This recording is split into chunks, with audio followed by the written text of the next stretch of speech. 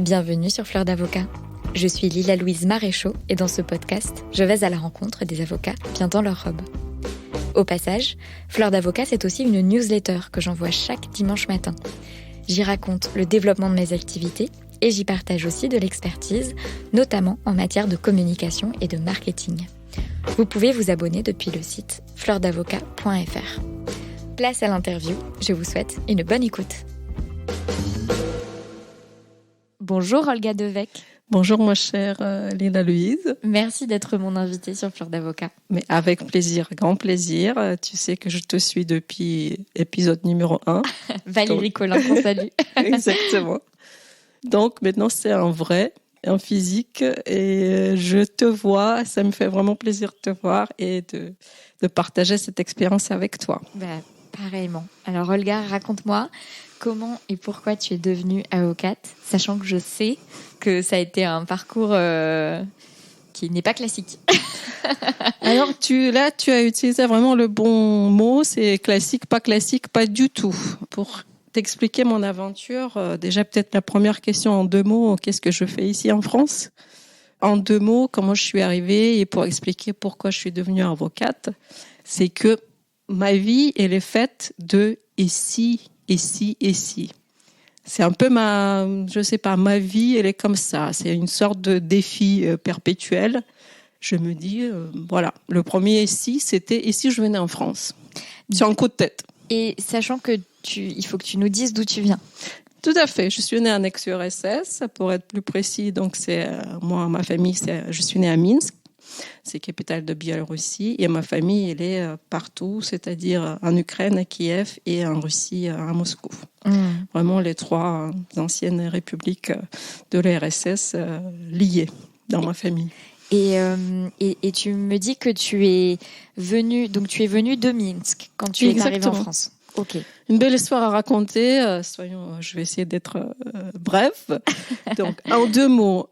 Donc, déjà, j'ai fait mes études en Minsk. C'était, tu sais, l'équivalent de LOA, langue étrangère appliquée, parce que je savais pas quoi faire, pour être honnête avec toi. Et je me dis, c'était de la facilité, honnêtement, les langues. J'y vais, 18 ans, tout va bien, la vie est belle, les fleurs. J'y vais tranquillement, je passe mes examens, je suis prise. Donc, c'était la facilité. Ensuite, j'ai fait 1 an de prof d'anglais à l'université polytechnique à Minsk. Mm-hmm. Et la suite, c'était, j'ai trouvé un boulot dans le privé et je m'occupais des jeunes qui voulaient partir un peu à l'étranger et c'était surtout les États-Unis. Dans les années 2000, c'était très à la vogue, partir aux États-Unis et souvent ne pas revenir. Voilà.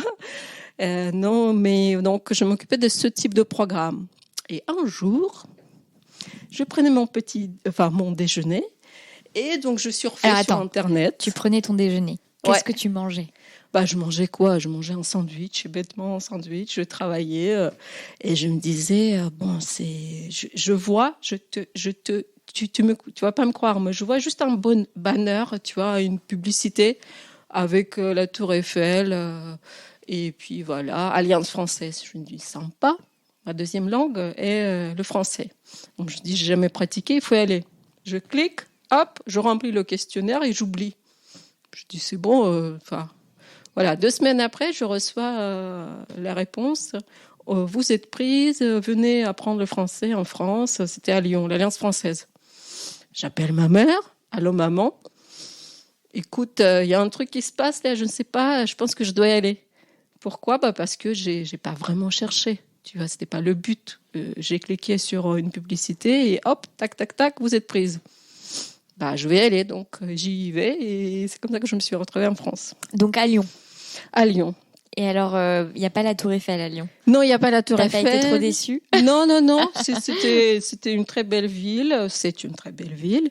Mais j'ai fait le switch ensuite pour aller à Boulogne-Billancourt. Donc, t'as passé beaucoup de temps à Lyon ? Quelques mois seulement. Et tu faisais quoi là-bas ? Alors, c'était une sorte de Alliance française, plus tu avais une famille d'accueil. Donc, c'est l'équivalent, tu vois, des programmes d'accueil. Et donc, la famille d'accueil déménageait à Boulogne-Billancourt et j'ai suivi la famille d'accueil. Ah, trop bien. Donc, tu t'es retrouvée pas très loin de la Tour Eiffel. Exactement. Donc, c'était ça. Tu vois, la promesse a été tenue. La promesse, tu cliques, hop, et tu te transportes. Et tu te retrouves à la Tour Eiffel. Formidable. Formidable. Et alors, comment c'est pour... T'as quel âge à ce moment-là? J'avais 23 ans. Donc, comment c'est pour une jeune Biélorusse de 23 ans d'arriver à Paris je sais pas comment tu te sentais à ce moment-là, comment tu voyais les choses. Alors, encore une fois, je me dis c'était mon premier si tu essayais, tu vois. Je me dis, donc, je t'avoue que j'étais pas déboussolée, mais je découvrais un autre monde. Ouais, j'avais mes repères, ma famille m'a donné un certain degré, tu vois, d'éducation, donc j'avais mon cadre. Puis il faut pas oublier que l'URSS, quand même, on est resté longtemps derrière le rideau de fer. Ben, c'est aussi pour ça que je te pose cette question, parce que je pense que le gap culturel est aussi marqué par ce rideau de fer, quoi. Et alors, je l'ai pas senti tel quel, tu vois, choc culturel, parce que j'ai ma famille, enfin, on n'était pas dans le besoin vraiment, mais et on adore. Et ce qu'il faut dire, c'est que les Russes et les Français sont quand même assez proches. Bon, par l'histoire, tu vois, les échanges entre la Russie et la France, il y a eu toujours entre la cour, tu vois, oui. En Russie, on parlait le français pour l'amour, l'allemand pour la guerre, etc. Donc oui, il y a eu toujours cet échange et ce lien visible, plus ou moins invisible, pendant certaines périodes de Napoléon et compagnie. Quand il a eu froid.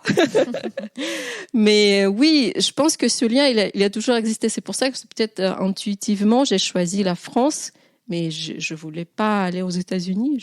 Voilà, c'était peut-être quelque chose qui m'a attirée vers la France. C'était ces liens qui existaient, qui préexistaient avant moi.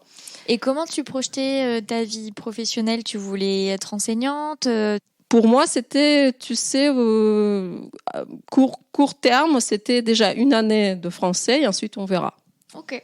C'était vraiment, quand je dis un coup de tête, un coup de souris, clic de souris et oui. Je suis en France. Et à l'issue de cette année dans cette famille d'accueil, donc qu'est-ce qui s'est passé? Alors moi, j'ai fait quelques mois donc d'école, l'Alliance française, et j'apprenais très vite. Et ensuite, j'ai trouvé un CDD qui était transformé en CDI dans une société, c'est un business partenaire d'Asso Systèmes. Okay. Asso Systèmes, c'est conception 3D. Oui. Et je suis tombée en fait, au début, j'ai fait un peu de traduction technique et ensuite, je suis passée à la conception 3D pour faire en fait des démonstrations. Donc, designeuse 3D. Exactement. Incroyable. Mais c'est bon, maintenant que tu me dis, je dis peut-être que c'était sympa la transformation en fait de traducteur technique vers la conception, mais encore une fois. Et ça s'est fait parce que tu avais demandé? Alors c'était vraiment l'histoire de, je pense que quand tu t'intéresses au sujet, tu apprends très vite. Quand je commençais par des traductions en fait de ces versions en fait t'as les programmes 3D comme Katia, Enovia, Simulia. Développé par Dassault Systèmes. Et donc, tu traduis au début l'interface et ensuite, tu vois aussi les différents scénarios parce que c'est fait pour les industriels, tu vois, pour développer, pour faire des crash tests sans utiliser une maquette. Donc, c'est tellement passionnant que tu commences à manipuler le logiciel et à apprendre comment faire. Et j'ai fini par faire des tests pour Dassault Systèmes, notamment par exemple à Pune. Pune, c'est en Inde. Donc côté développement et pas côté traduction. Ouais, c'est fou. Complètement. Elle est complètement folle, Olga. Non, mais je veux dire, tu rentres chez Dassault Systèmes par la porte un peu de assistance, traduction, tout ça. Et puis tu te retrouves à être derrière l'ordinateur, à faire de la programmation 3D. C'est quand même un peu dingue. Alors je pense que ça veut dire ils ont quand même été réceptifs au fait de se dire que tu pouvais évoluer de te voir évoluer, peut-être oui. Et comme je me souviens encore, je faisais des captures d'écran, tu vois, pour faire des traductions et je me réveillais. Et mon mari me disait la nuit, parfois, tu vois, je faisais comme ça là, à faire des clics, des captures parce que tu es à fond. À fond et c'est comme ça que tu apprends. Je pense que sur cette Vraiment une sorte d'envolée de passion et tu es complètement dedans. Et tu apprends à une vitesse incroyable parce que tu aimes ce que tu fais. Et combien de temps ça a duré cette histoire de conception 3D ? Donc, c'était à peu près, je dirais, 3-4 ans. Et ensuite, j'ai trouvé ma nouvelle passion. Le droit. Le droit. Je suis tombée dans la marmite. Non, mais raconte-moi, comment est-ce que tu passes d'ingénieur... Enfin, comment est-ce que tu es ingénieur 3D, enfin, conceptrice 3D, je ne sais pas comment on dit, oui, c'est ça. Designer 3D, et que tu tombes dans le droit. Qu'est-ce qui s'est passé ? Ça a été quoi l'étincelle, le frottement ? C'est un beau roman, c'est une belle histoire, encore une fois. Qu'est-ce qui s'est passé ? Alors, j'ai commencé à m'ennuyer en disant que je devrais quand même faire des études en France parce que mon LOA, c'est approximatif en France et il ne sert à rien. Donc, je me dis, j'adore l'art. Je me dis, commissaire-priseur, ça serait sympa. Je regardais, je me suis renseignée. Il faut, comme c'est costaud, il faut faire ces doubles masters. Je me dis, peut-être pas un peu beaucoup pour moi, parce que je reste en CDI. Il faut que quand même, les salaires étaient petits à l'époque, donc on était 2 à travailler avec mon mari. Je me dis, je peux pas me permettre de m'arrêter et aller retourner à la fac à 25 ans. Donc je dis non. Donc ensuite, j'ai rencontré quelqu'un. C'est un ancien avocat, Serge Gabot. Malheureusement, il est parti l'année dernière, il n'est plus avec nous. Mais quand il a commencé à me raconter ses histoires d'avocat en droit des affaires, tout ce qu'il a pu faire, ses histoires de M&A à l'autre bout du monde, comment il a géré tout ça, et plein d'anecdotes, je l'ai regardé, je dis attends. Ça doit me plaire. Parce qu'il y a à la fois la complexité de langage juridique français, et je me dis, ça donne une assise juridique tellement complexe et stable, c'est qu'on peut comprendre les événements de notre vie au quotidien et les interpréter sous un autre angle. Et c'est ça qui m'a attirée. Je suis allée directement à la FNAC. J'ai acheté l'introduction en droit administratif, tu vois, Dallos, les mini guides, et j'ai commencé à lire. Attends, on fait une pause. Oui. Comment tu l'avais rencontré, cet avocat ? Alors, cet avocat, c'était l'un des maris de mes connaissances à l'époque, où c'était juste autour d'un dîner, voilà. Et tu le fais un peu parler de son métier, et là tu te dis, mais en fait, c'est ça m'intéresse complètement, ce truc. Exactement. Et il y avait ce côté international. Et pour moi, c'était vraiment... En fait, tous les ingrédients étaient dans cette marmite, donc je saute dedans.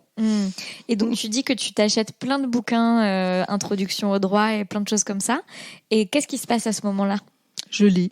Et on dirait, mon mari me regardait, je dis, mais elle est folle, tu fais quoi là ? Elle est en train de lire les livres de droit et elle les lit, elle les dévore. Je dis, écoute, moi j'aime bien, ça m'intéresse et ça m'apprend à la fois vraiment... Encore une fois, cette complexité de langage, et à la fois, quand je regardais les nouvelles, tu vois, je comprenais les événements, les actualités, mais sous un autre angle. Et c'est ce qui m'a attirée.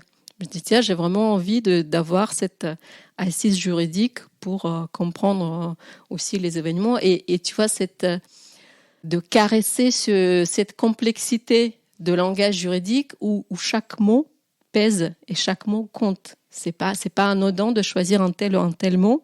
Et c'est ça, ce poids qui est sur les professionnels, tu vois, du droit, c'est d'être précis. Cette précision, et la langue française est belle, elle est riche. Et je pense que c'est ce mélange entre la possibilité de comprendre les événements et la richesse de ce langage juridique qui m'ont attiré, les deux. Et qu'est-ce que tu en fais de ces lectures ? Donc, j'ai lu. Et ensuite, je me dis, je vais chercher une formation qui pourrait me correspondre parce que je reste en CDI. Il faut gagner de l'argent pour vivre. J'ai trouvé une formation ouverte à distance.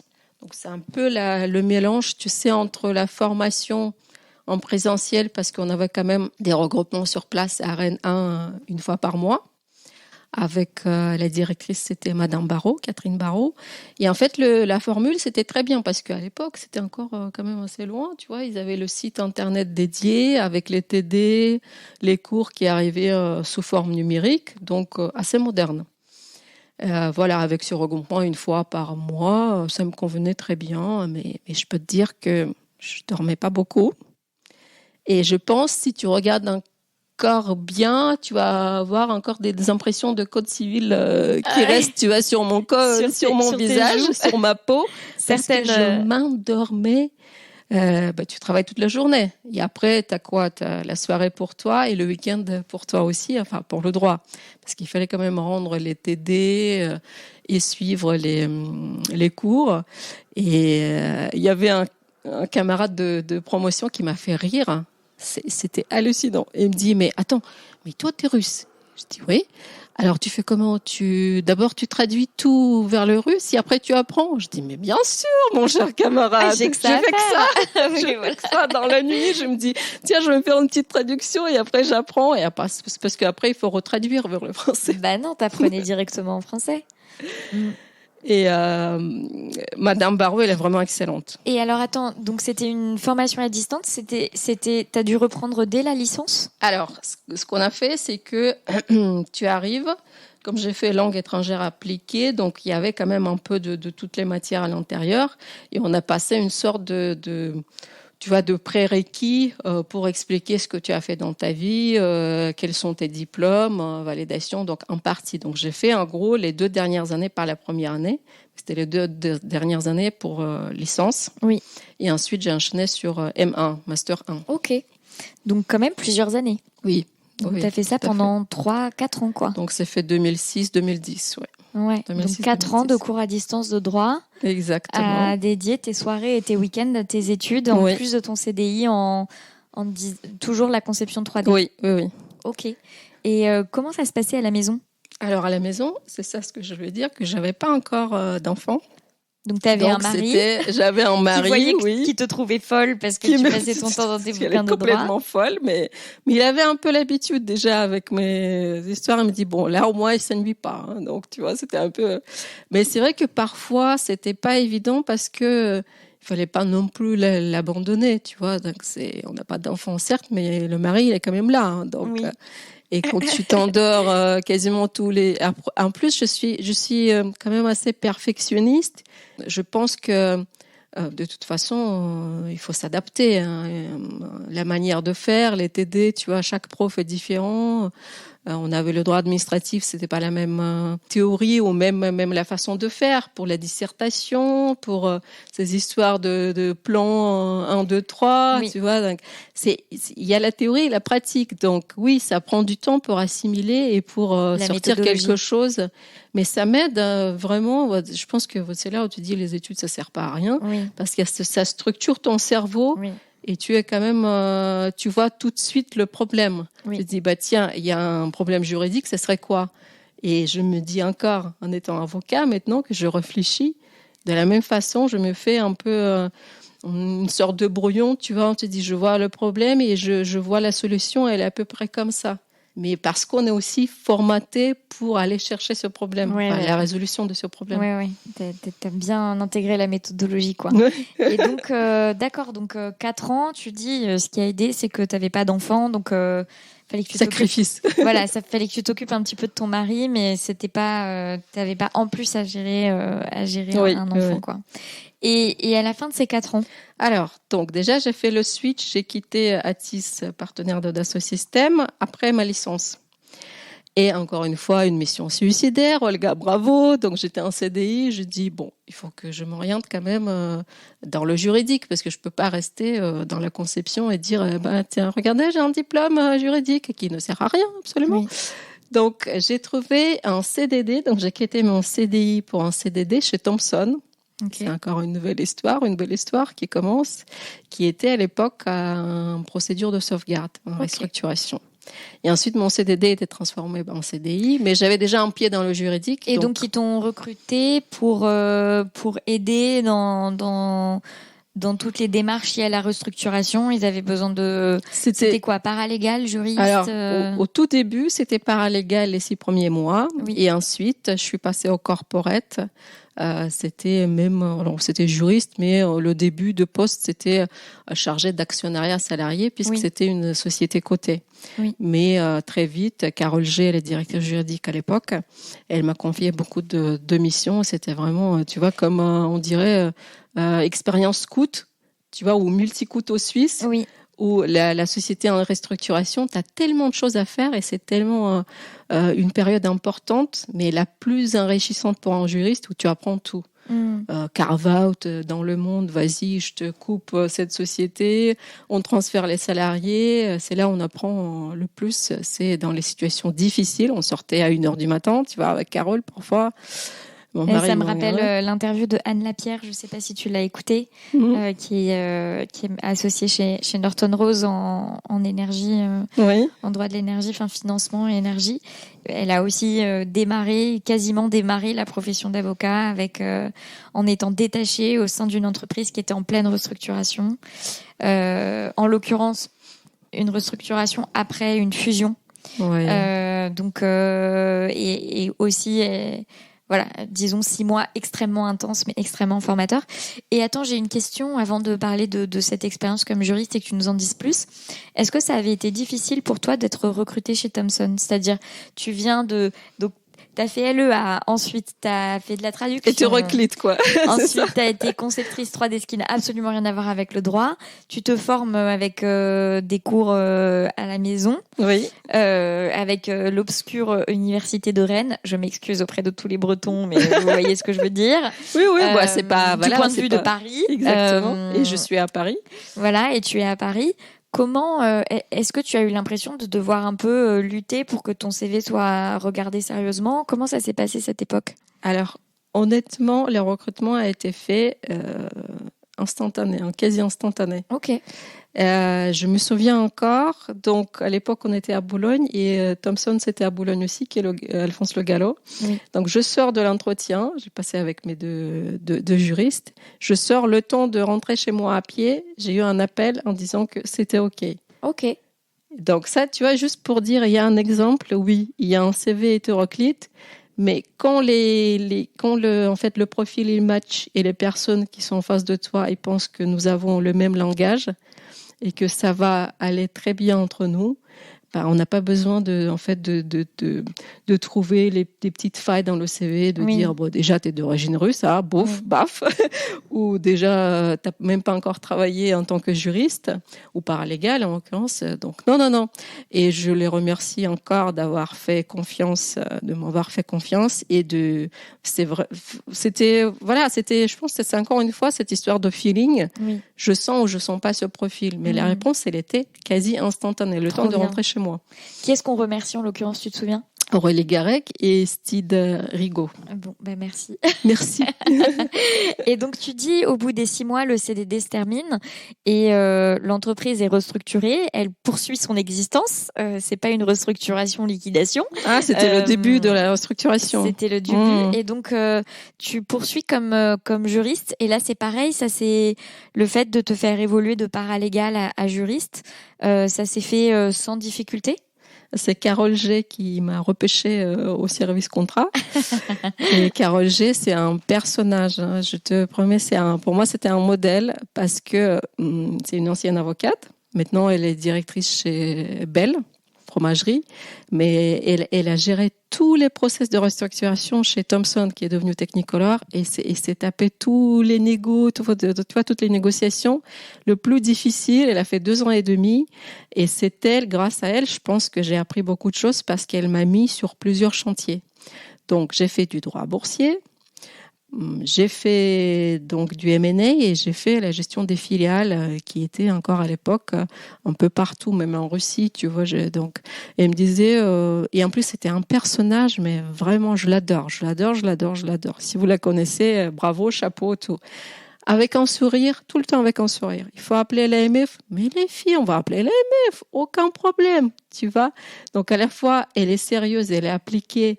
On apprend auprès d'elle tellement de choses parce qu'elle avait en fait le mode de fonctionnement 1, 2, 3 et elle voit le problème. Pour moi, c'était un modèle. Et à ton avis, qu'est-ce qui fait que... Parce que je trouve que c'est pas dans la mentalité française, donc c'est pour ça que je creuse un petit peu ce sujet-là, mais qu'est-ce qui fait qu'elle t'a fait confiance pour te mettre sur des chantiers qui étaient différents ? Déjà pour te mettre sur plusieurs chantiers, plusieurs chantiers qui chacun n'étaient pas les mêmes, quoi. Du droit boursier, du M&A pur, Ouais, est-ce que c'est toi qui demandais ? Est-ce que c'est elle qui te déléguait ? Est-ce que tu te souviens un petit peu de la dynamique relation, enfin voilà, à quoi est-ce que tu attribues en fait ces différentes opportunités qu'elle t'a données, la confiance qu'elle t'a accordée sur tout ça? Je pense que c'était d'une part où on avait tellement de boulot, on était sous l'eau, on sortait à des heures pas possibles. D'une part, c'était ça, numéro A. Et ensuite, elle voyait que j'étais demanderesse, tu vois, en quelque sorte, que j'avais cette soif pour apprendre et que c'est pas le sujet, c'est pas la diversité des sujets qui m'interpellait. Donc, je pense peut-être qu'au début, c'était aller en test, le droit boursier, actionnariat, et ensuite, elle me confiait. Bon, je t'avoue qu'à un moment donné, j'ai eu un petit problème avec ma responsable, mais on ne va pas en parler. Mais c'est vraiment Carole, qui n'était pas ma responsable directe, mais qui était directrice juridique à l'époque, qui, grâce à elle, où j'ai pu vraiment mettre les mains dans le cambouis, comme on dit, dans les différents domaines. Ouais, et mais qui je me comprends sert que encore. du coup, si elle t'a réquisitionné en squeezant ta N+1 réelle, je comprends que ça ait pu poser des petits problèmes en interne, même si on va pas revenir dessus. Mais bon, c'est de Mais pour toi, ça a été une opportunité. Voilà. Exactement. Je ne retire que le côté positif et c'était pour moi une expérience de scout. Tiens, je te donne un couteau suisse, tu peux faire tout ce que tu veux avec ce couteau. Et on en a fait beaucoup de choses avec, surtout avec Carole. Voilà, donc c'était cette aventure était vraiment enrichissante pour moi et je me souviens encore de tout ce que j'ai fait, ce que nous avons fait ensemble et qui me sert aujourd'hui pour mon expérience d'avocat. Oui. Et donc, combien de temps est-ce que ça a duré cette expérience chez Thomson / Technicolor? 2008 et 2013, donc 5 ans. Et il y avait des choses que tu préférais? Enfin, justement, il y a des choses qui se sont dessinées où tu t'es dit, ah tiens, ça, je préfère. Ou tu vois, comment est-ce que, pendant ces 5 ans, comment est-ce que tu as évolué, si ce n'est en multipliant les projets et en multipliant les compétences que tu diversifiais? L'évolution, je pense que, alors, donc oui, il y a l'apprentissage des différents chantiers, le fait d'être toujours un peu en alerte parce que quand une société est en restructuration, c'est jamais, tu vois, on prévoit scénario A, scénario B, scénario C. Et finalement, c'est scénario Z qui ressort. Et on s'est retrouvé dans ces situations mais plein de fois. On était en sous-sol une fois, on cherchait un document, tu vois, en M&A, quand tu as un document, il manque un document, bah, tu peux pas signer le deal, c'est pas possible. Donc, je pense que pour moi, c'était ça l'école et l'orientation, c'était en fait un peu la discipline et d'être capable, malléable en fait, à souhait, comme on dit, de repositionner, de changer de scénario et de dire, allez, on est opérationnel pour scénario Z et pas A, B, C qui était prévu. Voilà, donc pour moi, c'était et l'orientation, du coup, pour dire que sur quoi je m'orientais, ce que je voulais pour la suite, c'est ne pas avoir que le droit boursier, par exemple, ou que le droit des sociétés. Je voulais repartir avec quelque chose qui pourrait à la fois avoir la société cotée, parce qu'il y a une certaine rigueur, l'AMF, tu vois, le gendarme, donc il faut être vraiment rigoureuse, et puis là, le conseil d'administration, donc on peut pas, voilà, il y a un style à garder, et le droit, en fait, quand tu gères le droit de société pour les filiales, c'est le contraire. C'est un peu, tu es en direct avec les DAF, avec les DG, donc c'est un peu la vie des sœurs de la société cotée. C'est un autre aspect, donc je voulais garder les deux. Et qu'est-ce qui s'est passé à la fin de ces 5 ans? J'ai eu une opportunité d'aller travailler chez CFAO, encore par un réseau, tu vois, comme quoi j'ai passé un entretien chez Arkema. Et c'est Raphaël de Refille de Ponteves qui m'a conseillé. En fait, elle avait connaissé quelqu'un, c'est Frédéric Boroviec, qui était responsable chez CFAO. CFAO, c'était quoi? Alors là, CFAO, c'est, si je te dis comptoir de l'Afrique de l'Ouest, peut-être que ça va te parler plus davantage.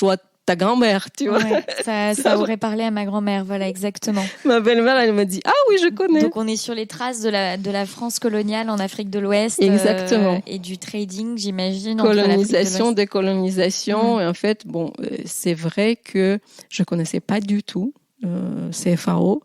Et c'est en cherchant, en me préparant pour un entretien où j'ai découvert cette société. Donc, elle a un petit peu 150 ans à peu près. C'est une vieille dame qui se porte bien encore et qui a changé d'actionnaire en cours de route. Avant, c'était PPR, tu vois, et maintenant, c'est Groupe TTC. L'actionnaire majoritaire, il est japonais. Ok. Voilà, donc il y avait encore cette histoire de restructuration. Donc c'est une France coloniale qui n'est plus très française, quoi, globalement. Dans son passeport, oui, c'est plus ça. Mais et donc d'accord. Donc tu postules à un job, tu rencontres quelqu'un qui en fait te réoriente plutôt vers quelqu'un d'autre pour un autre recrutement, en l'occurrence à la CFAO, oui. où tu rencontres donc le directeur juridique, j'imagine. Oui. Et donc c'est pour quel type de mission là-bas ? Responsable juridique, droit de société au début, droit boursier, uniquement droit boursier, c'était encore la société cotée. Et donc, chez CFAO, j'avais aussi la casquette de secrétaire du conseil de surveillance et secrétaire du directoire. C'était une SA dualiste. Ce qui m'a attirée, c'est ça, c'est que je changeais pas de métier, je gardais la diversité,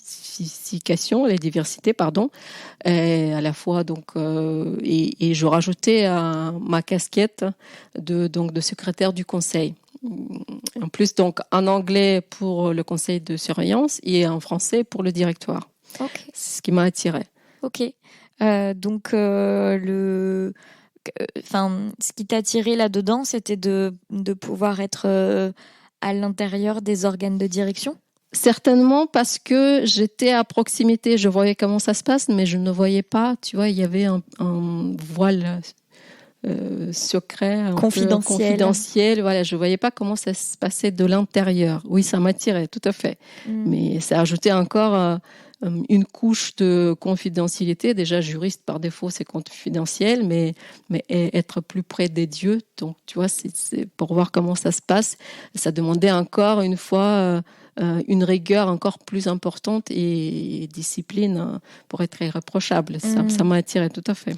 Et le fait que tu sois biélorusse, est-ce qu'il y a des moments où les gens je sais pas, où ça a eu un impact dans la manière dont on te voyait, dont on te percevait, dans tes relations au travail, comme ça ? Alors, pas chez CFAO. Pas chez CFAO. Mais chez Technicolor, je me souviens, à un moment donné, quand il y avait le passage, j'étais entre deux diplômes, il y avait certaines personnes qui me disaient, je me souviens encore, oh mais t'as qu'à ramer comme moi pour devenir juriste. Moi j'ai dû faire 3-4 stages.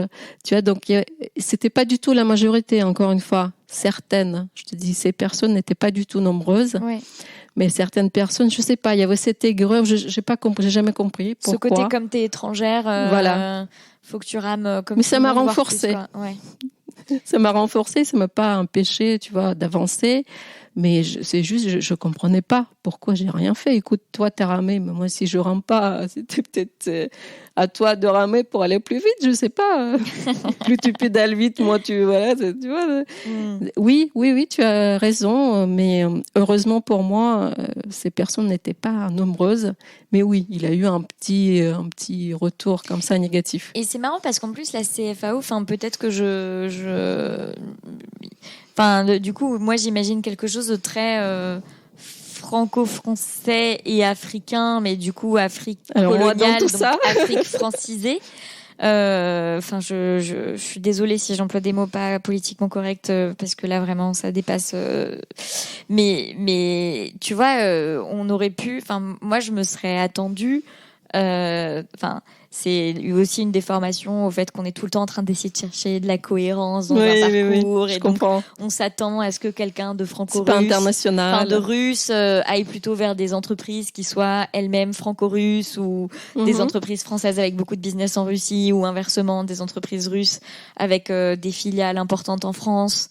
Et en fait, toi, rien à voir. Tu te retrouves dans une entreprise internationale, certes, mais pas du tout avec la Russie, quoi, ou avec l'Europe de l'Est. Oui, alors c'était le cas pour Technicolor. Oui, okay. C'était très international, mais comme on dit, on peut pas tout avoir dans l'assiette. Donc, j'ai choisi qu'il y avait ce secrétaire de conseil, donc de conseil de surveillance et de directoire.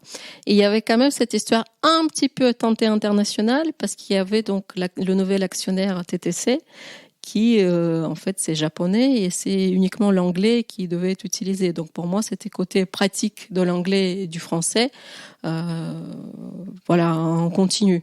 Donc, un peu gymnastique et pratique aussi, parce que puisque c'était la restructuration et la société sortait de la côte.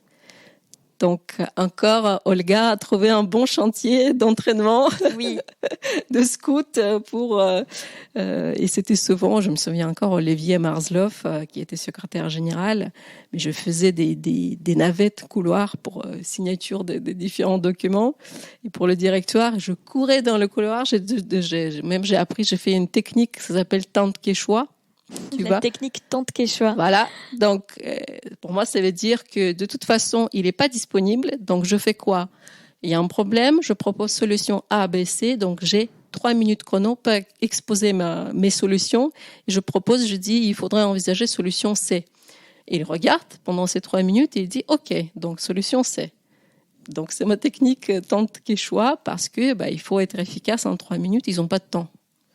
Le secrétaire général ou le directeur juridique, il est débordé. Donc, pour être efficace, tu proposes les solutions et tu donnes, comme tu vois, quelle solution devrait convenir.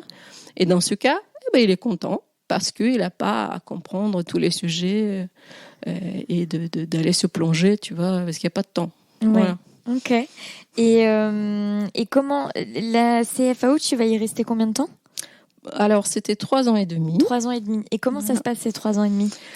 Bien. J'ai été même, pour la petite anecdote, l'équipe était vraiment sympa, mais vraiment, humainement parlant, formidable. Et pour la petite histoire, j'ai été recrutée, donc mon délai, tu vois, d'essai, ma période d'essai a été écourtée après une soirée corporate où nous avons fermé la dance floor avec plusieurs personnes. Et donc, j'arrive le lendemain. Et donc, mon directeur juridique, il me dit, c'est bon, vous êtes approuvé. C'est bon. C'était pour la petite histoire, bien sur dire, bon. Donc, tes prouesses sur le dance floor ont eu raison de cette période d'essai. Voilà. Comme quoi, il y a aussi très drôle. Tout compte. Toi qui fais de la danse, tu dois comprendre les envolées. En fait, c'est, voilà. Alors, moi, je suis nulle sur le dance floor, cela dit, mais la seule chose que je sais danser, c'est le tango. Mais c'est beau, ça c'est magnifique. Ça me sert pas du tout pour danser Beyoncé, mais c'est magnifique. C'est magnifique. Mais en tout cas, je conçois très bien qu'on puisse se dire écourter la période d'essai. Elle est compétente. En plus, on voit qu'elle est sympathique et qu'elle sait mettre l'ambiance. Bon, voilà, ça sert à quoi ça sert de rester, de garder cette période d'essai. Tout à fait. Ok. Et donc, comment ça se passe ces 3 ans et demi? Tu dis donc, t'as cette casquette au directoire et au conseil général. Au conseil de surveillance. Au conseil de surveillance. En plus, tu continues à faire du droit boursier, mais cette fois en sortie de bourse. Oui. Comment tu évolues là-dedans? Alors, quand on est sorti de la bourse, déjà, peut-être pour revenir sur l'expérience de secrétaire du conseil, c'est quand même très spécial. Et je suis reconnaissante d'avoir, pour CFAO, ils m'ont donné cette possibilité. Parce qu'encore une fois, c'était vraiment... je pense que c'est l'apprentissage de la discipline pure et simple. Et il faut être humble. Parce que quand tu es secrétaire du conseil, tu dois protéger la société. Donc, si on a fait des bêtises, quand je dis des bêtises, c'est des fautes, par exemple. Tu assumes, tu dis pas de souci, on corrige ça, mais il faut garder ce vernis de dire que moi, je me dois la discipline, la rigueur, et je dois être parfaite. C'est pas possible, mais parfois. Donc, tu assumes, tu encaisses et tu dis, voilà, nous avons mis en place ceci, cela, pour corriger, voilà. Donc, ça apprend, en fait, à être humble et à exécuter certaines tâches d'une façon très, très, très rapide. Ouais, tu penses à quoi, par exemple? Alors, par exemple, pour donner un exemple, j'ai travaillé tout le week-end sur les conventions réglementées. À l'époque, on changeait des règles. Et donc, je me dis, honnêtement, j'ai travaillé tout le week-end. J'ai tout compris, j'ai bien fait. J'ai fait la présentation, j'ai fait la lettre. Et donc, j'ai quelqu'un qui m'appelle. Bon, je ne vais pas donner qui, mais voilà. Donc, c'était pour demander, alors, les gars, vous n'avez pas relu la lettre? Je dis pardon, tu vois, mais j'ai pas mangé pendant tout le week-end. J'étais devant le distributeur en train de manger des cochonneries et j'ai un appel donc de quelqu'un qui me dit mais t'as pas relu la lettre? Je dis mais qu'est-ce qui se passe? Pour moi c'était bon. Je dis qu'est-ce qui se passe? Alors vous voyez, il y a des sauts de page, des petites puces. Quand tu passes à la page suivante, il y a plus de petits points noirs là sur la page qui suit. Donc il y a eu un petit problème. Je dis c'est que ça? Oui. Là, je fais, d'accord, mais sinon, je dis, le contenu, ça va? Oui, très bien. Mais ça commence toujours, vous n'avez pas relu l'air. Donc, en fait, il faut apprendre à dire que fait, ce type de remarques, c'est pas grave, parce que c'est pas le fond. On doit être impeccable, parfaite. C'est pas possible, de toute façon. Le formalisme est extrêmement exigeant, oui. Mais t'apprends à le deux langues tout le temps. Et ce qui donc me toi sert... aussi tu sais repérer les doubles espaces dans les documents. Ce qui me sert maintenant, ce que j'allais dire comme avocate, c'est que c'est vrai que bon, il y a pas très longtemps comme hier, où j'écrivais à une personne, j'ai pris une petite information. Et j'ai vu qu'il y avait des imprécisions dans sa facture. Tu vois la date qui n'est plus là ou la licence qui n'est pas de cette année. Donc je dis je repère, je dis juste pour info, mais pourquoi? Parce que je suis entraînée, pas chercher les erreurs, mais chercher la cohérence, dire mais en fait ça va pas avec ça. Il y a un truc qui cloche. C'est une sorte d'entraînement, tu vois, hop. Et ça t'a plu ce rôle au conseil de surveillance? Alors oui, parce que ça m'a appris vraiment... tu vois, de se détacher de certaines situations parce que, en général, le conseil de surveillance ou le directoire, les personnes sont assez âgées. Donc, j'ai appris aussi de ces personnes beaucoup de choses parce que je les voyais parler, je les entendais réfléchir sur les sujets d'importance stratégique. Donc, il y a le fait de rédiger les PV aussi, c'est un apprentissage. J'apprends aussi, tu vois, c'est comme pour la culture générale. J'ai appris beaucoup auprès de ces sages. Tu vois, le comité des sages, on peut appeler ça parce que c'est bon, voilà. Ils sont pas là pour rien, ils ont été élus, ils remplissent cette fonction et on apprend beaucoup. Oui, certes, il y a ce côté de la médaille qui dit que voilà, tu peux parfois te prendre des petites baffes, mais c'est même pas des baffes, c'est juste qu'il faut apprendre à être au maximum parfait. Hein. Enfin, on peut pas être parfait, mais au maximum, tu fais attention à chaque détail, comme les petits points noirs et les sauts de page. Ouais. Et moi j'imagine que c'est non seulement des gens âgés et beaucoup d'hommes. Oui. Ouais. Et c'était désolée, c'est très stéréotypé, mais c'était comment d'être une jeune femme russe secrétaire du conseil de surveillance au milieu d'hommes blancs de 50 ans et plus. Tu as senti que j'avais encore une histoire à raconter. Hein. Eh ben non, je n'ai pas senti que tu avais une histoire à raconter. Tu me sens. Je me projette dans cette situation. Je me projette il y a 15 ans et sachant qu'à mon avis ça n'a toujours pas beaucoup changé et donc je me dis tiens ça devait pas être facile cette histoire donc je suis assez curieuse. Alors pas facile parce que au début rien n'est facile parce que je me souviens qu'il y a des tests toujours, tu sais, t'as des personnes comme ça qui te testent, qui disent c'est quoi déjà, c'est quel article, donc si tu as la solution et que tu sors, ça se passe ensuite merveilleusement bien et que même il y a eu des situations où j'ai été soutenue et pas du tout montré de doigts, mais au contraire, quand il y a eu beaucoup de travail et on ne suivait plus, on devait choisir les chantiers et c'est là où j'ai senti ce soutien de la part des personnes justement qui faisaient partie des organes de direction ou donc de surveillance. Mais je t'avoue qu'il y a eu quelques anecdotes quand même et dont la fameuse anecdote où je me retrouve au milieu, tu vois, Château Fort, une organisation spéciale pour faire des réunions. Et donc j'arrive à 8h du matin avec mon petit chignon, la jupe. Et souvent, je te jure, souvent j'avais des personnes âgées d'autres sociétés, pas notre société, qui arrivaient, qui disaient « Mademoiselle, elles sont où les toilettes ?» Oui. Tu vois ? Putain. Et je me dis « Mais Mais c'est pas possible. Je sais pas parce que t'es juste jeune et t'as mis un chignon et une jupe que tout de suite c'est hôtesse d'accueil, tu vois. Ouais. Tout de suite. Ouais. Mais oui. Ouais. C'était. Je vois l'ambiance. Oui, Ok. oui. Et donc à la fin de ces 3 ans et demi, pourquoi ça se termine déjà? C'est toi qui pars, c'est la société qui se restructure et du coup il faut qu'il y ait des gens qui partent. Ouais, comment ça se passe? Alors, en partie, oui, c'était la restructuration de la société, mais comme le directeur juridique m'a confié la gestion des filiales, donc que j'avais pas avant, donc en fait, je pouvais rester. Mais encore un si qui fait apparition dans ma vie, qui dit, on travaillait beaucoup à l'époque de Technicolor avec Sherman Sterling, avec Davis Polk et d'autres cabinets. Et donc, j'avais des copains qui me disaient, mais tu bosses comme une malade, comme une folle, mais passe de l'autre côté. Fais avocat. Quitte à travailler comme une folle, autant être avocat. Oui, exactement. C'était la réflexion en disant, bah, tu passes déjà tes journées, tes soirées et tes week-ends à bosser, ben, passe de l'autre côté. C'est quelque chose auquel tu avais pensé?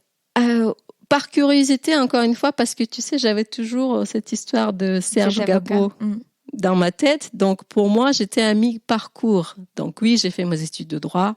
Alors, oui, j'ai eu la chance de travailler pour les sociétés en restructuration. C'était oui, mais il y avait encore si qui était en train de naître. On disait, mais ma pauvre, t'es pas encore essayé côté avocat.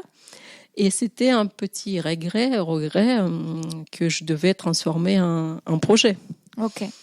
Ouais, j'étais pas sûre que... À un moment, je me suis dit que cet avocat, qui est aussi un homme, du coup, pardon, c'est pas une espèce à part, il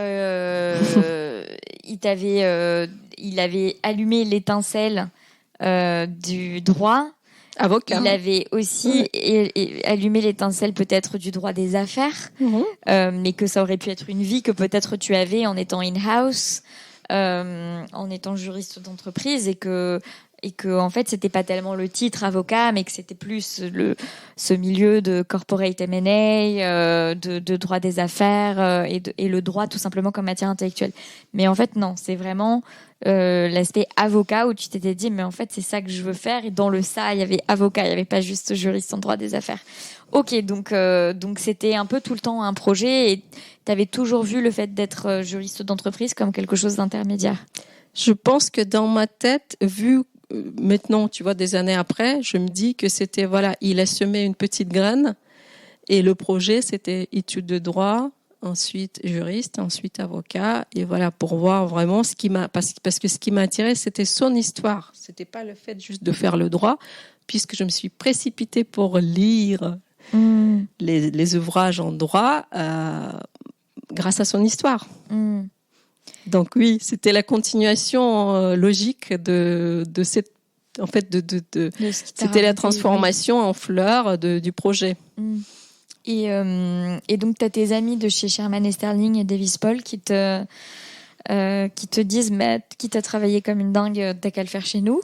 C'est ça? Ah non, pas du tout. C'était pas, enfin, on n'en a même pas parlé. Je pense que c'était juste l'idée de dire que, voilà, je te vois travailler. En gros, il me disait, moi, je travaille pas, toi, tu travailles, tu continues à envoyer tes emails. Donc, je passe de l'autre côté. Non, mais c'est là où les avocats découvrent qu'il y a des juristes d'entreprise qui travaillent plus qu'eux, quoi. Enfin, oui, tout à fait. C'est drôle. Oui. Et oui. Je témoigne.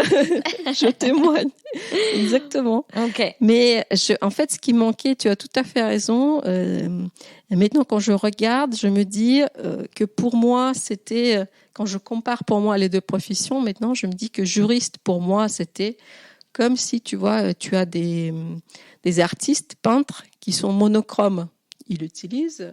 Tu peux avoir un tableau uniquement bleu. J'adore le bleu, tu vois, bleu. Mais à un moment donné, tu commences à t'ennuyer de dire que c'est que le bleu. Bon, je peux faire plein de trucs, plein de formes figuratives, abstraits, mais quand c'est que le bleu, tu apprends pas vraiment. Enfin, tu apprends, pourtant, t'avais l'air de faire pas que du... Enfin, t'avais l'air de faire du bleu... foncé, bleu gris. Foncé, bleu gris, bleu clair. Enfin, je veux dire, si tu faisais du droit boursier, du corporate M&A, que en plus tu faisais ce secrétariat pour des organes de direction, C'est-à-dire que c'est pas comme si tu étais monotâche et que tu faisais du droit de je sais pas moi, droit boursier tout du le droit temps, boursier voilà. tout le temps et voir des problématiques hyper particulières en droit boursier qui me dépassent complètement. Mais par exemple l'entrée en bourse d'une société et que tu t'étais sur une micro tête d'épingle dans le droit boursier. Enfin, t'avais l'air quand même d'avoir un panel relativement large de compétences en droit des affaires. Ça doit être mon histoire personnelle. Ben non, mais Encore un si. Encore un si. En tout cas, tu t'es dit, j'ai envie de voir d'autres choses en droit. Oui, tout à fait. Et maintenant, tu as vu dans la profession d'avocat la possibilité de faire plus de choses. Donc maintenant, pour revenir au tableau monochrome bleu, et donc pour moi, c'est vraiment l'explosion de couleurs quand je suis arrivée dans la profession. Alors moi, déjà, oui, passerelle, ok. À l'EFB. Alors, encore une fois, je passe un petit mot pour tous ceux et celles qui passent. Moi, j'ai adoré cette expérience de passer l'examen en déontologie. Le jury est composé donc de 3 personnalités. Le professeur de droit, donc tu as le magistrat et l'avocat. Et pour moi, c'était une belle expérience. On n'a pas de temps de préparation, donc il faut connaître bien évidemment tous les sujets. Tu tires ton sujet et tu as 30 secondes pour enchaîner sur un sujet. Ouais. Et moi, j'ai adoré. S'il faut repasser, je repasserai une deuxième fois. Et je voyais comme quoi le trac, ça peut couper tous tes moyens. Je voyais les gens dans le couloir. Ah, c'est ma 3e fois, je vais encore rater. Tu vois, le stress qui monte. Moi, dans ma tête, je me dis, c'est un conseil si ça peut aider quelqu'un. Je dis, Olga, tu as travaillé, tu as préparé tes sujets, tu vas pas te vautrer maintenant. Dans la salle, t'y vas et tu sors tout ce que tu peux sortir. Et ça marche très bien, ça fonctionne parce que... La force du mental. Mais c'est vrai, parce que sinon, le stress, il te bloque tout ce que tu as appris. Toi, tu ressors, tu te dis, j'aurais pu dire ça, mais non. Ah ben, c'est pour ça que Djokovic fait des pauses aux toilettes pendant ses matchs. C'est pour remobiliser son mental au calme et parce que ça a un vrai impact sur ensuite derrière...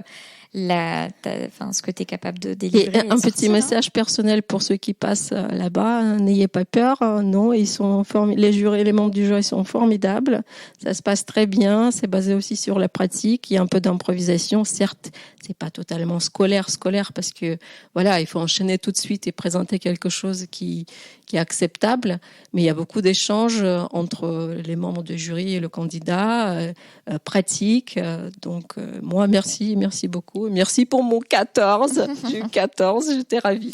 Félicitations. Alors, on a plusieurs personnes dans le podcast qui sont devenues avocats par le biais de la passerelle.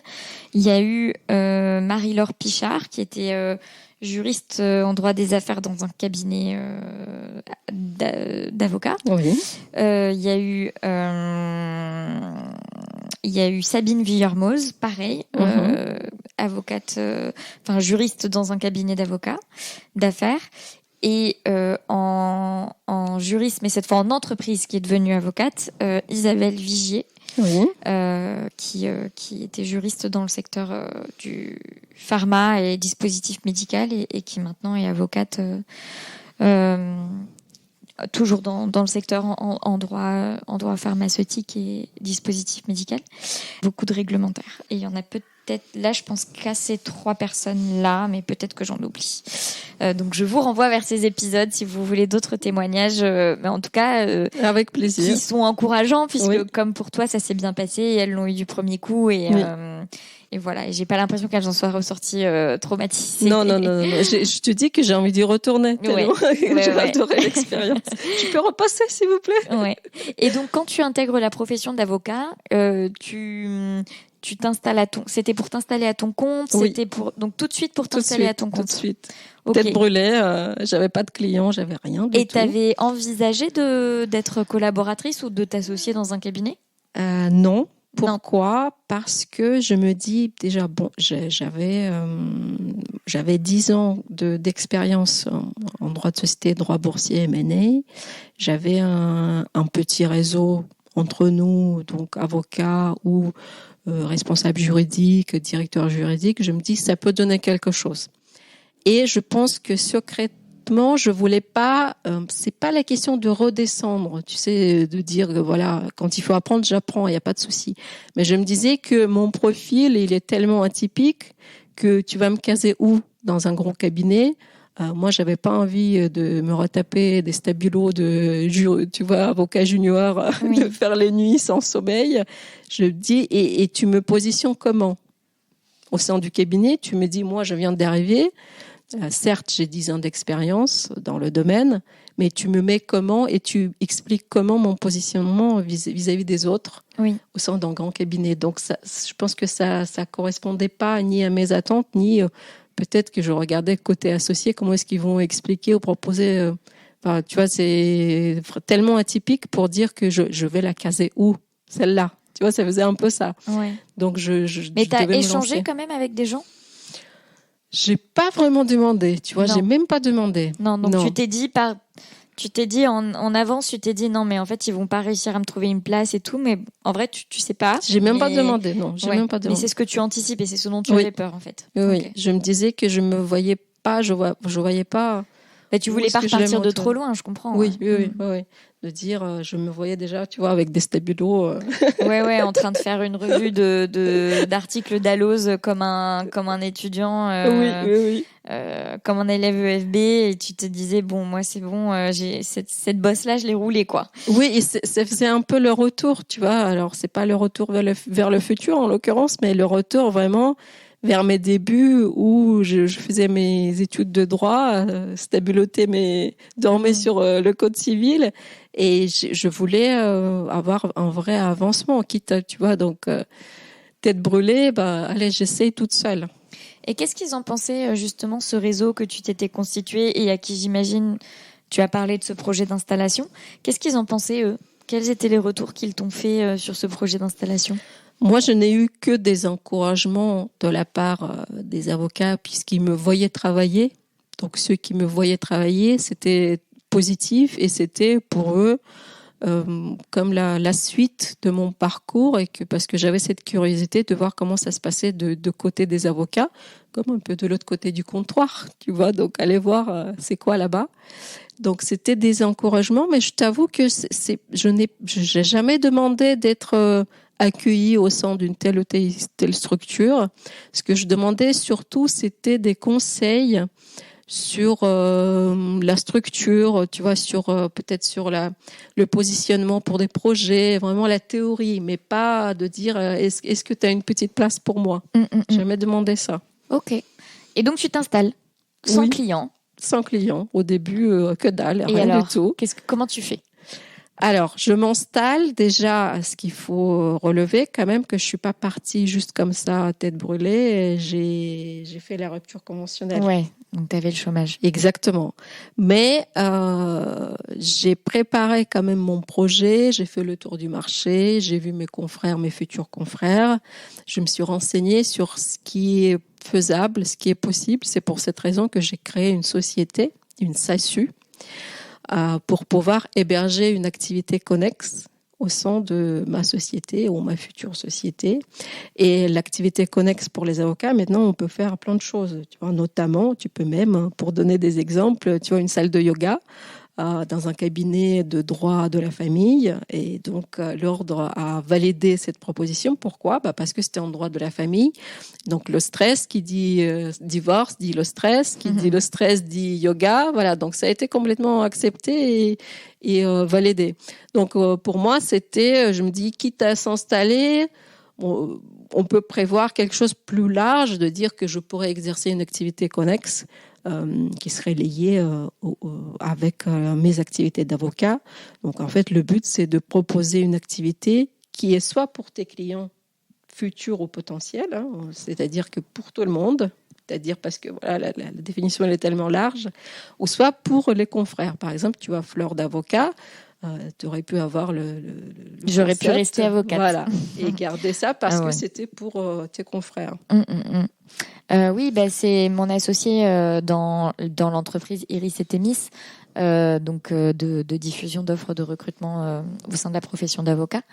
Elle est encore avocate et elle est effectivement associée d'Iris et Thémis Iris et Thémis à titre d'une activité accessoire. Et effectivement, le lien, c'est que c'est des offres de recrutement qui sont spécifiques à la profession d'avocat. C'est pour des recrutements au sein de cabinets d'avocats. Et donc, voilà, c'est connexe. C'est lié, exactement.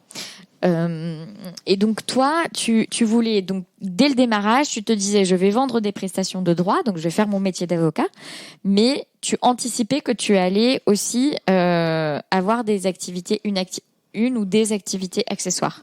Oui, parce que je connaissais ma personnalité et je me disais que j'allais pas m'arrêter juste. J'avais quelque chose qui trottait dans ma tête. Je me dis, quitte à prévoir, tu vois, d'avoir déjà une structure pour accueillir ce projet, peut-être pas tout de suite, mais être prête. Au lieu de t'installer en profession libérale, en individuel, je m'installe tout de suite en SASU, comme ça, d'un point de vue...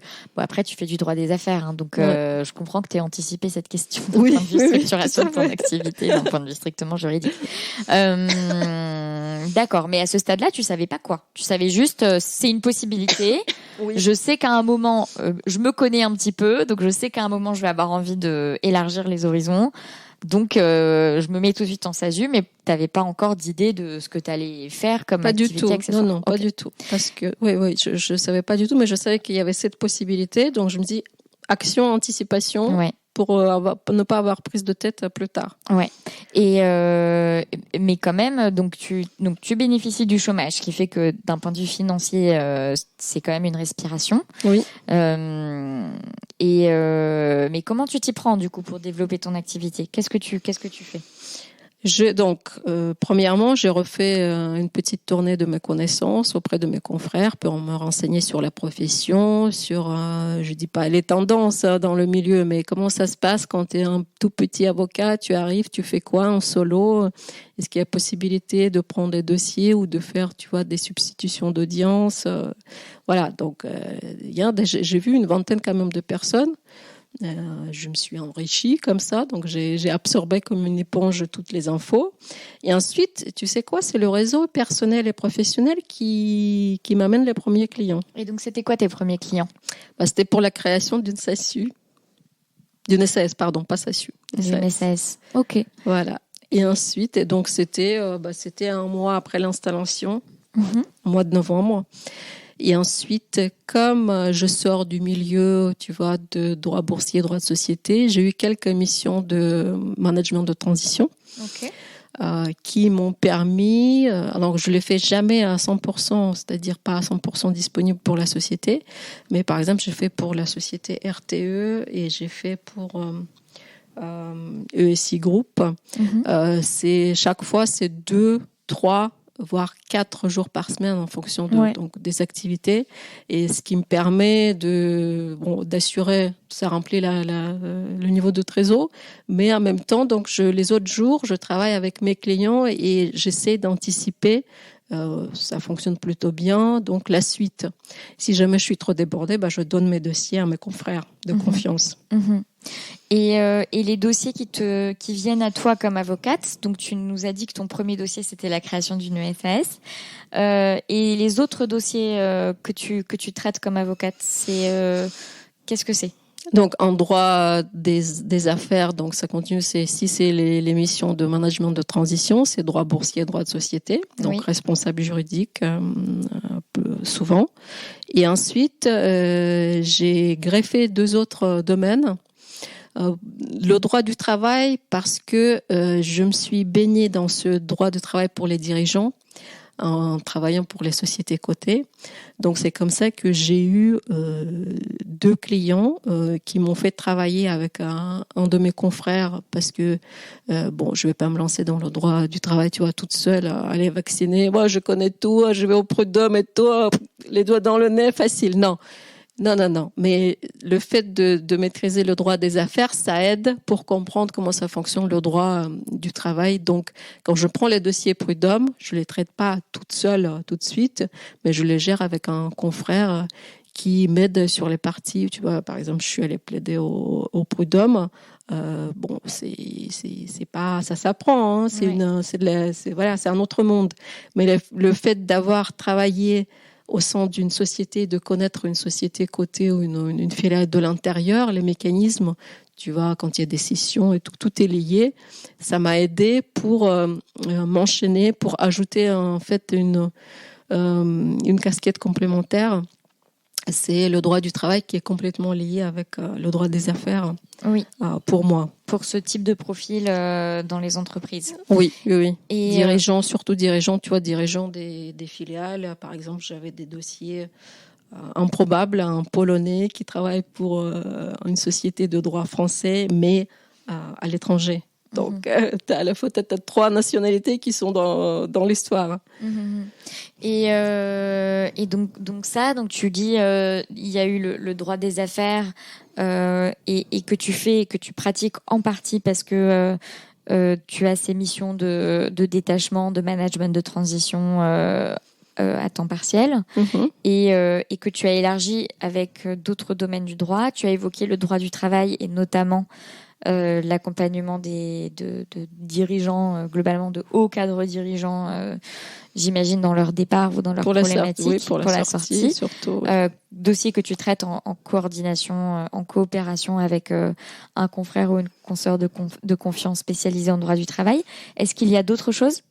Alors, c'est complètement par hasard également que j'ai dû me mettre un petit peu au droit de la famille. Quand je dis un petit peu, je suis plongée, maintenant je suis dedans. Mais pas, en fait, succession et préparation pour le mariage. Je ne fais pas de divorce. Okay. Pour des raisons personnelles. Voilà, je me limite, et pareil avec un confrère de confiance. Mais donc, je me limite vraiment. Je ne veux pas dire que je suis avocat généraliste, mais mon profil par rapport au début, mes débuts en 2019, c'était uniquement droit des affaires. Maintenant, j'ai ajouté droit du travail et droit de la famille, mais limité, pas tout. Je fais pas tout. Donc, en droit de la famille, comme tu disais, la préparation du mariage. Voilà, et donc succession. Le choix du contrat et la rédaction du contrat. Et succession. Et donc, la succession, c'est, j'imagine, le fait de solder la succession, de la préparer et de la solder. Alors oui, c'est par en fait, comme j'ai traité une succession transfrontalière pendant cette histoire de Covid. Donc pareil, donc mon mari, mon mari, il a 6 générations de notaires dans sa famille. Okay. Donc dans ma belle famille, j'ai été un petit peu plus près déjà des notaires. Oui. Et j'ai eu cette opportunité de gérer ce dossier assez complexe, donc d'héritage transfrontalier. Et depuis, j'ai complètement par hasard, donc j'ai ajouté cette casquette et je m'y travaille. Pareil, c'est tous les jours. Il faut se mettre à jour, il faut aller chercher les nouveautés. Et donc, je fais beaucoup de communication sur les sujets de la succession, surtout sur Instagram et pour les personnes de l'ex-URSS, tout confondu. Ouais, j'allais te dire, parce que dans mon souvenir, tu fais une bonne partie de tes publications en russe, quoi. Alors, franco-russe, ouais. Je fais les deux. Ouais. En fait, ce que j'ai remarqué, c'est encore une fois, on apprend tout en marchant. On dit, sur LinkedIn, je n'ai pas le même public cible parce que je pense que la succession, déjà, ça, tout le monde connaît à peu près les règles. Et on n'a pas cette sensibilité. Moi, je ne connais pas les règles de la succession, Olga. Tu vois. Et encore moins les règles de la succession franco-russe. Ce qui n'est pas très grave parce que j'ai pas beaucoup de Russes dans mon entourage. Mais je tiens à te dire que non, tout le monde ne connaît pas les règles de la succession, Olga. Donc, j'avais, en fait, pour moi, c'était, alors pourquoi je pensais ça, et je pense qu'il y a une partie qui est vraie, c'est que quand tu te retrouves à l'étranger, et ce qui est vrai pour n'importe quelle nationalité, je dis ex-URSS, donc c'est vraiment tout le monde, tu as envie d'entendre ou de comprendre les conseils dans ta langue maternelle. Que ce soit peu importe le domaine, mais là j'essaie de me limiter quand même. Je me dis 3 domaines, je veux pas faire plus, je veux déjà maîtriser ces 3 domaines. Et le fait de faire cette gymnastique, de faire des directs sur Instagram en russe, ça j'aime bien aussi parce que j'explique mon métier ou mes domaines, mais en russe. Donc ça fait un petit entraînement pour moi d'expliquer quelque chose que j'ai appris en français mais expliquer au public qui est novice, tu vois, qui découvre les bases. Je vais pas trop dans les détails, mais c'est vraiment le but. Et ça marche dans le sens où du coup c'est quand même plutôt pour attirer une clientèle qui est russe. Le russophone sur Instagram, russophone, oui. Et donc ça marche bien. Oui, j'ai des clients. Bien. Oui, tout à fait. Super. J'ai des clients sur Instagram qui te connaissent, qui te découvrent et qui te connaissent et qui s'identifient comme étant une avocate en France, française. Tu as la nationalité française maintenant ? Oui. Française, mais qui est complètement biculturelle avec l'Europe de l'Est, enfin l'ex-URSS. Ok. D'ailleurs, j'en profite juste pour dire que si ça peut servir à quelqu'un, c'est que là, depuis le début des événements tristes en Ukraine, donc je fais beaucoup de pro bono, y compris sur Instagram.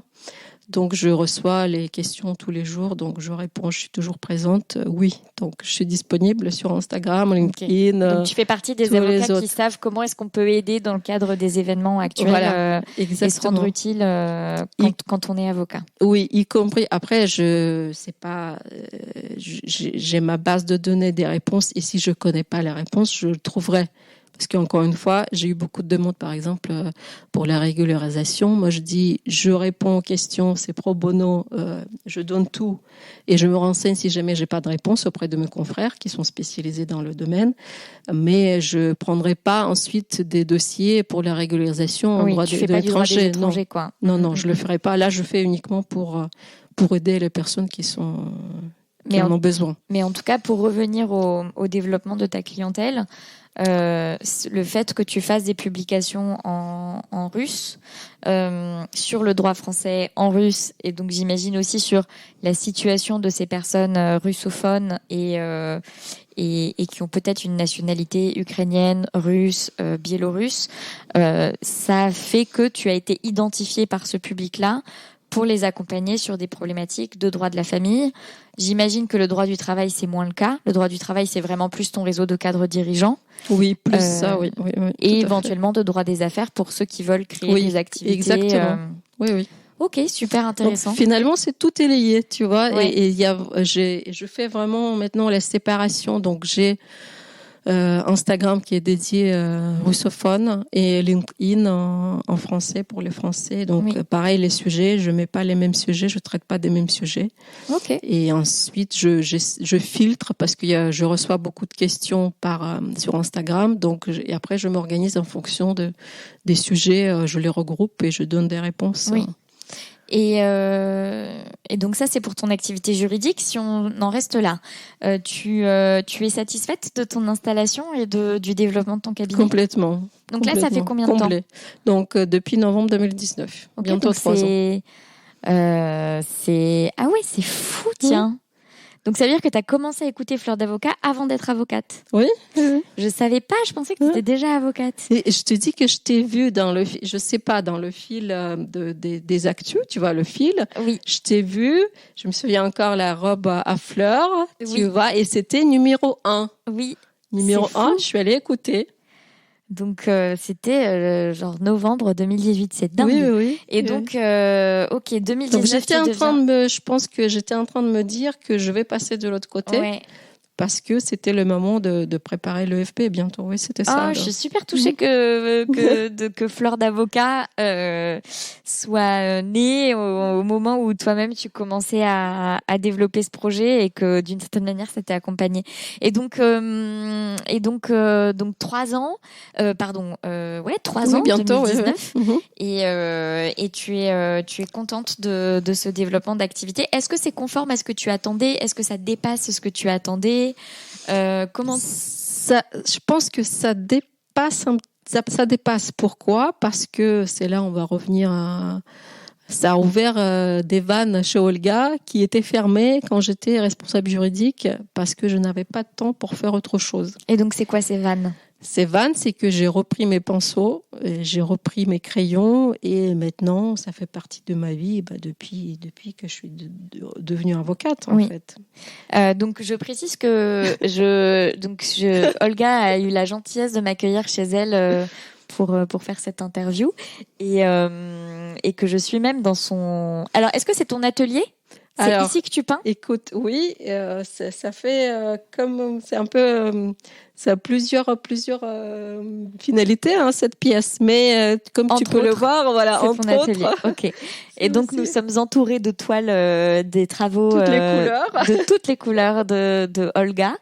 Et d'accord, vous irez voir ses travaux sur Instagram. Tu mets tes tableaux, donc on voit très bien ton style. Tu fais partie aussi du réseau d'avocats artistes qui a été créé par Oriane. Oui. Que nous saluons, en tout cas que je salue. Et donc ça, tu dis j'ai repris mes pinceaux et j'ai repris mes stylos. Donc ça veut dire que cette fibre artistique, tu l'avais quand tu étais plus jeune. Oui. Et que tu l'as mise entre parenthèses. J'étais en apnée en fait. J'étais en apnée.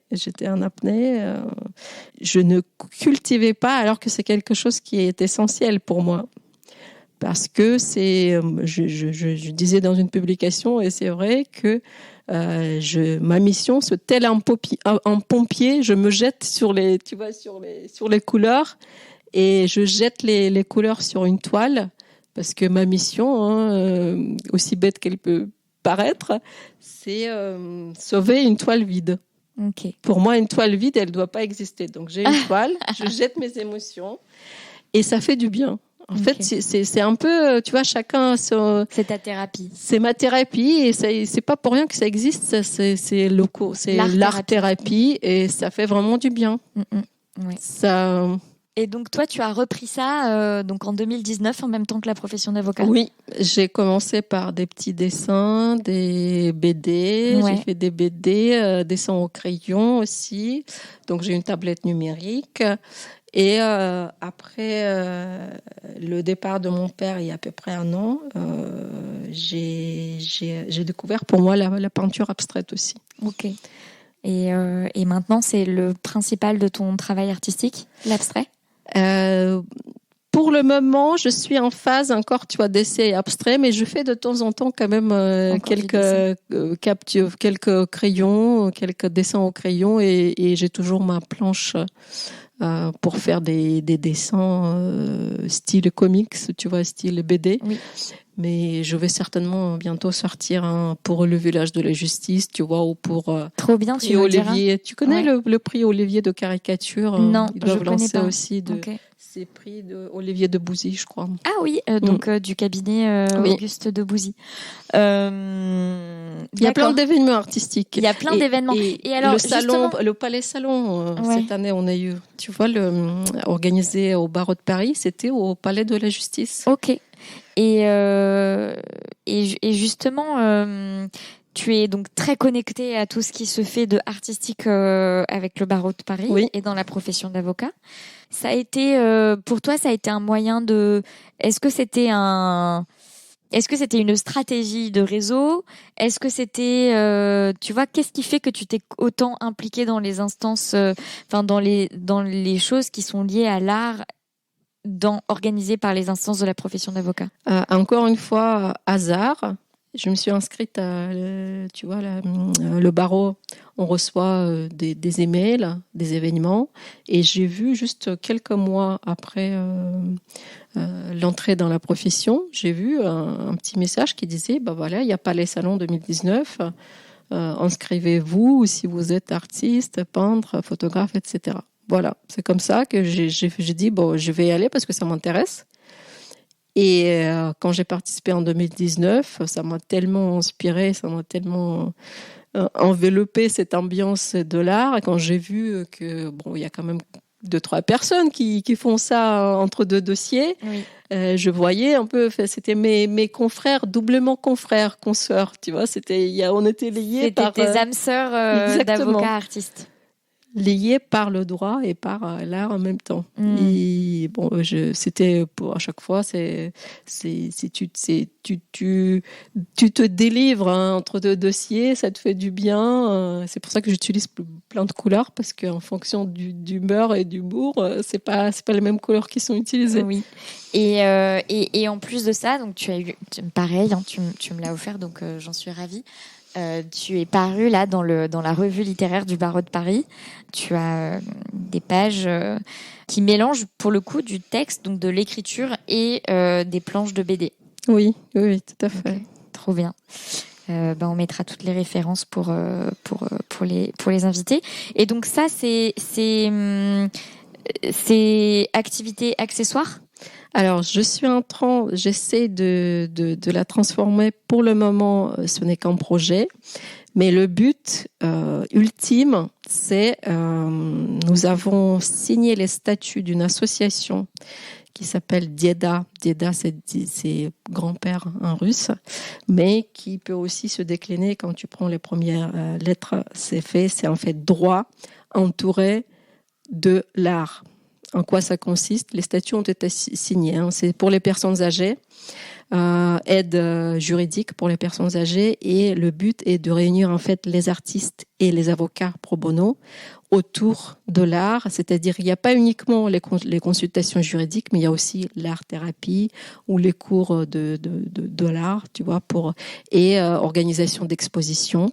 Type comme on a fait par les salons, et tu fais à la fin expo-vente, et donc un pourcentage serait donc reversé à l'association pour faire marcher les consultations juridiques gratuites. Ok. Et qu'est-ce qui a mené à l'ouverture de cette association? Le fait que déjà ma personnalité, ma double personnalité, je me disais il faut bien réunir à un moment donné pour que ça serve à quelque chose. Donc, je peins mes tableaux, je vais les vendre. Le but, c'était pas de les vendre déjà au début. Après, j'ai une consoeur qui m'a dit, écoute, on fait une expo, on fait quelque chose. Je me dis que ça peut être le lien pour moi, pour me relayer. Tu vas me réconcilier les deux professions. L'artiste, c'est pas profession, c'est un hobby, la passion. Non, il y a des artistes qui sont artistes. La passion, je veux dire pour moi, la passion pour moi.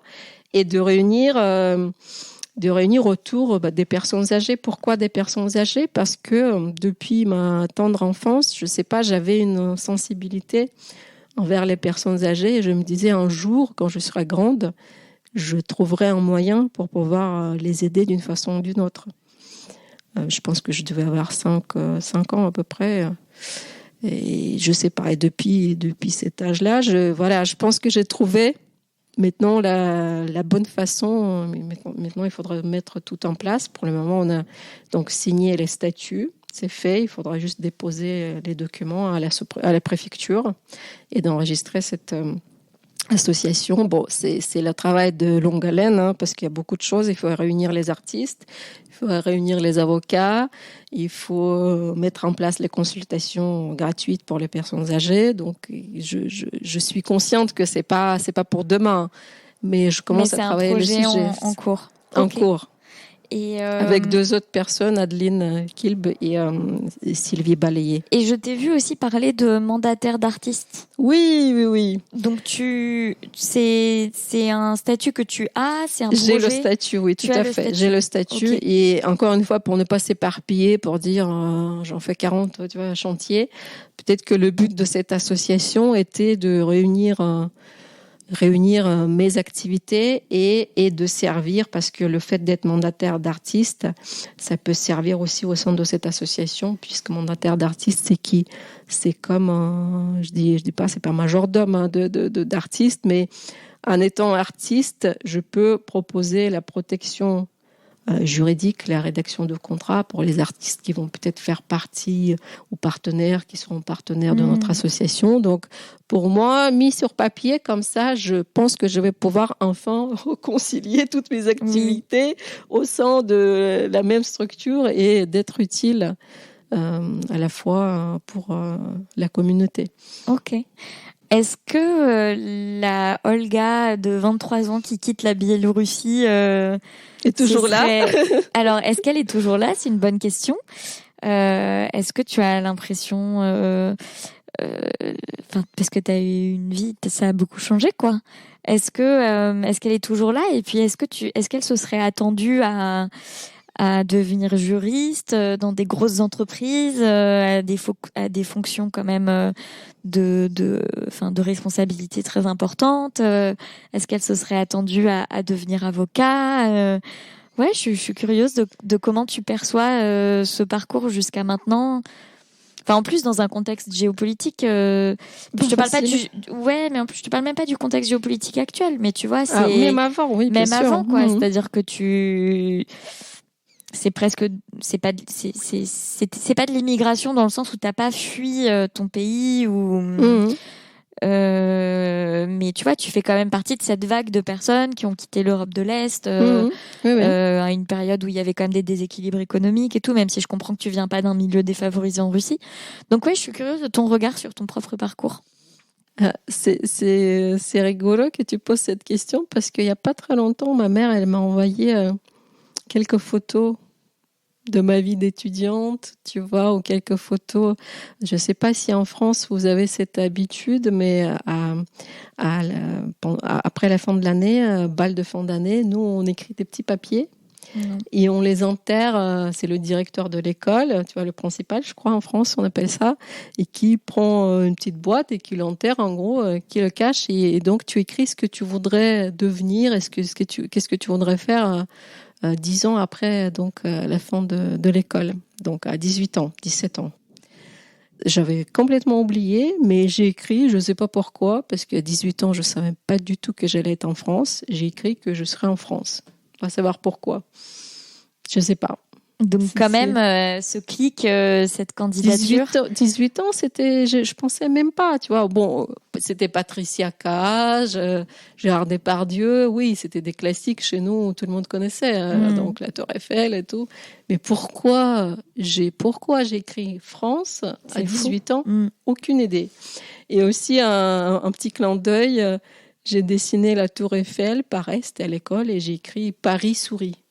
Et m'a envoyé ça l'autre jour, ma mère, pour comme quoi. Bon. Et tu t'en souviens pas, quoi.